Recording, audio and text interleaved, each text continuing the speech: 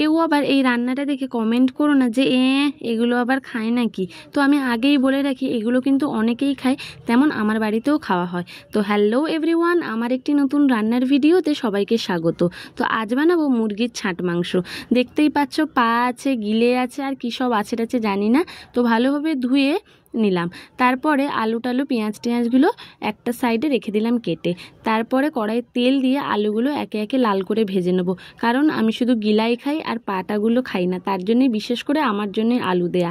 আলু না দিলেও চলে, আলু না দিলে একদম কষা কষা। তো আগেই বলে রাখি এই রান্নাটাতে বেশি করে তেল ঝাল মশলা দিতে হবে, কিন্তু কিপটামেগিরি করলে চলবে না। তো প্রথমেই বেশি করে পেঁয়াজ দিয়ে দিলাম, আর ফোড়নে দিয়েছিলাম তেজপাতা আর গোটা জিরে দিয়ে, তারপরে আদা রসুন দিয়ে ভালোভাবে কষালাম। কষানো হয়ে গেলে ছোট ছোট করে পিস করে রাখা টমেটোটাও দিয়ে দেবো, দিয়ে ভালোভাবে কষাবো। যখন মশলা থেকে তেলটা ছেড়ে দেবে তখন দিয়ে দেবো গিলা মেটে পাগুলো, দিয়ে ভালোভাবে কষাবো। কষানো হয়ে গেলে খানিকক্ষণের জন্য ঢাকা দিয়ে দেবো।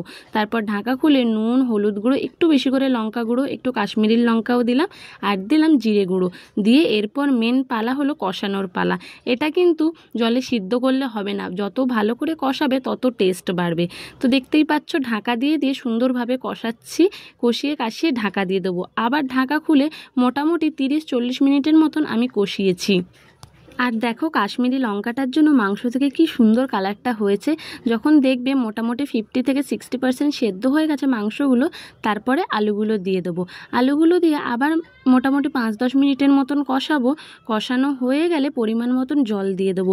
বেশি জল দেবো না, কারণ এটা বেশি ঝোলঝোলে ভালো লাগবে না, একদম কষা কষা শুকনো শুকনোই ভালো লাগবে।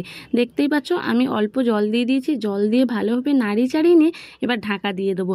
এবার মোটামুটি খানিকক্ষণের জন্য ফুটিয়ে নেবো। যেই ফুটে উঠবে না, খানিকক্ষণের জন্য ঢাকা দেওয়া থাকবে। ঢাকা খুলে দেখে নেবে আলুগুলো সেদ্ধ হয়েছে নাকি। আলুগুলো সেদ্ধ হয়ে গেলে আর পরিমাণ মতন ঝোল রেখে দিয়ে ওপর দিয়ে একটু গুঁড়ো গরম মশলা ছড়িয়ে দিলেই তৈরি আমাদের মুরগির ছাট মাংস। গরম ভাতে কেন, লুচি, পরোটা, রুটি দিয়ে সবার সাথে